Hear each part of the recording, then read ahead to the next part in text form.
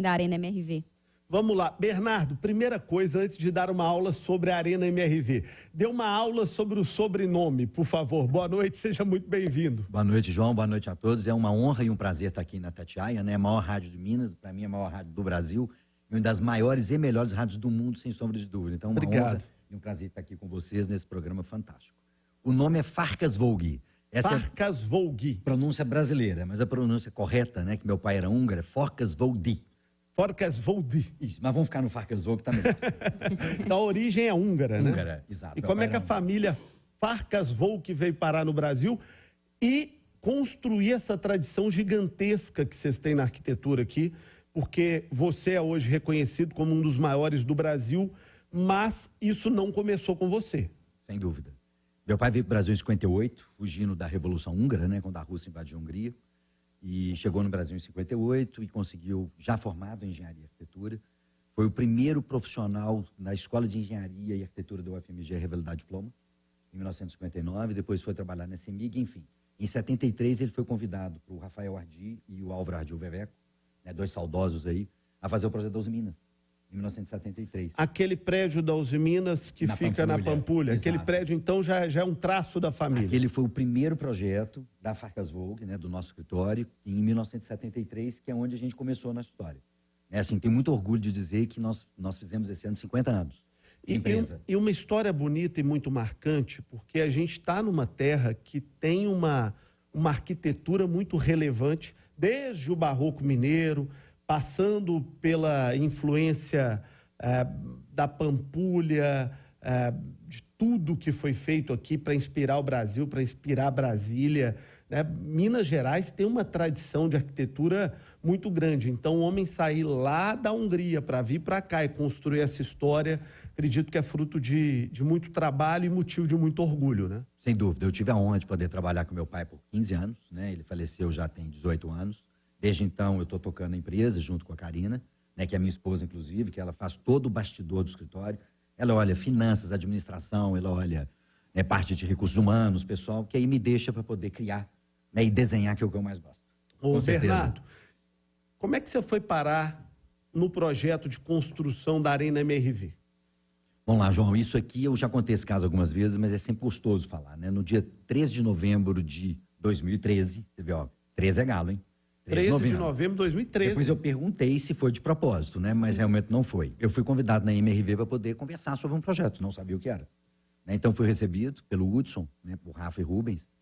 E aí depois eles saíram, eu fiquei só com o Hudson e ele veio comentar comigo: olha, Bernardo, a gente resolveu fazer um projeto muito grande, um projeto muito importante para Belo Horizonte, importante para Minas e para o Brasil. A gente quer fazer com o arquiteto mineiro e a gente escolheu o seu nome, o seu escritório para desenvolver o projeto. Isso eu já estava assim, numa ansiedade, numa curiosidade enorme para saber o que era. Até porque você foi chamado para uma empresa de engenharia, né? De engenharia, exatamente. Então, eu não podia nunca imaginar que pudesse ser, né, o nosso sonho da nossa casa própria, né? E, de fato, na hora que eles falaram, olha, a gente resolveu, eu sei, a gente sabe que é um trem meio doido, que, né, um negócio assim, difícil, mas a gente resolveu fazer, nós acreditamos e vamos para frente. E nós estamos convidando para fazer o projeto da Arena do Galo. Então está completando agora 10 anos. 10 anos esse ano. É um trabalho de 10 anos. De 10 anos, exatamente, 10 anos. E você está aqui com a camisa do Galo. Claro. Você já era atleticano ou você foi convertido no processo? Vamos lá, eu acho que todo atleticano já nasce atleticano, né? E é redundante falar que a gente é fanático, né? Então eu nasci atleticano, né, na minha casa. A família da minha mãe era toda de atleticanos, família do meu pai, né, como era húngaro, ele torcia para um time hoje até pequeno na Hungria, chama Ferencváros, mas é um time super bacana, mas ele tinha uma paixão pelo Atlético. Eu não sei se, assim, o Galo tem muita história de Minas, né? Assim, muita história de Belo Horizonte, do nascimento da cidade de Belo Horizonte, quase que aconteceram juntos, de certa forma. E eu não sei, acho que meu pai tomou identidade com isso, né? Porque como ele chegou no Brasil e ele adotou Minas Gerais, adotou BH, então a sensação que tem é que ele adotou o Atlético também. Então já nasci atleticano. Bernardo, qual é o conceito do estádio? Quando você parou para pensar, para desenhar, para imaginar a Arena MRV, o que foi pensado e o que foi desenvolvido ali? Bacana, vamos lá.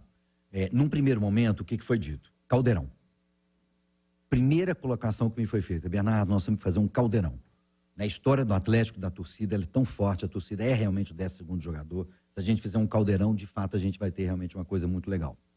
O segundo ponto é pensar em valores. preço. Então, a gente tem hoje uma arena extremamente confortável, mas ela não tem luxo.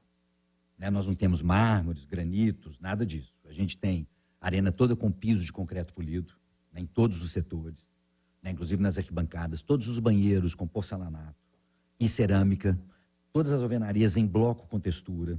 Né, assim, fazendo uma comparação, por exemplo, ao Estádio do Corinthians. O Estádio do Corinthians ele é todo revestido de mármore branco e granito preto. Parece um shopping center dentro, né? É muito luxuoso, muito luxuoso. Agora, a conta do Corinthians foi bem mais alta já há muito mais tempo, né? Não tenha dúvida, né? Porque, por exemplo, se você traz a valor presente o que essas arenas custaram lá na época 2013, 2012, 13, 14, né? até chegar na Copa, você traz a valor presente hoje, ainda a Arena MRV ela continua como a arena mais barata em termos de reais por cadeira, dentro de todas as arenas que foram construídas no Brasil, né? Da Copa para cá. Então, o conceito era esse, fazer uma arena que fosse um caldeirão para ter ali a força e a pressão da torcida e com um bom custo-benefício para o clube. Exatamente. Pensando sempre em conforto e talvez a palavra principal de todo o trabalho nosso, experiência do torcedor. E daí para frente, como é que isso foi desenvolvido para virar o estádio que é hoje? Vamos lá. Assim, primeira coisa que eu fiz com o terreno. Vamos conhecer o terreno, a gente inclusive trabalhou outras possibilidades, né? Até a própria prefeitura de Belo Horizonte pediu que a gente estudasse, que a gente chama alternativas locacionais. Então, estudamos um terreno no Horto, estudamos um terreno no Barreiro, enfim. Isso é novidade, eu nunca tinha ouvido falar disso, por exemplo. Sim, são alternativas locacionais, por quê? Porque a prefeitura... Aquele terreno é um terreno fantástico quanto a arena hoje, não é assim? Até, adiantando por que foi escolhido ele, a gente está com a BR-040 atrás, anel rodoviário na lateral e Via Expressa na frente. E o metrô a 1 quilômetro. Que é fundamental. Para padrão FIFA, você tem que ter uma estação de metrô a 1,5 km no máximo da arena. Por exemplo, o Itaquera teve que construir uma estação de metrô, que não tinha, e construiu. E lá a gente está com uma estação 1,3 km. Né? Inclusive, uma das contrapartidas, eu sei que é um assunto polêmico, mas em algumas contrapartidas que eram essenciais ser feitas, que o Atlético reconhece que tem que ser feitas, inclusive para resolver as questões de trânsito. Né? Para que um jogo, quarta-feira, às 19 horas, eu tenha menos impacto de trânsito que uma sexta-feira hoje em horário de rush, por exemplo. E nesse ponto foi fundamental as 3 vias e a questão do metrô também. A Arena MRV é tida hoje como a arena mais tecnológica do Brasil, a mais moderna do Brasil. Né? Tem Wi-Fi, né? Tem uma série de modernidades. O que você destaca no projeto do estádio? Olha só, a gente tem muita coisa legal para destacar, né? Até voltando na pergunta anterior que você fez, aí todo o processo começa com o terreno. Aí eu fui diversas vezes, a gente, né, assim, fiquei parado lá várias vezes olhando, né? Porque arquiteto é assim, né? Eu, pelo menos, no meu trabalho criativo, eu tenho que parar na frente do terreno e ficar olhando. Contemplar. E daqui a pouco vão começando a descer a imagem, né? Então eu vou criando imagem na minha cabeça e a imagem eu vou encaixando ela dentro do terreno, é processo criativo. Né? E assim, eu desenho à mão, até hoje.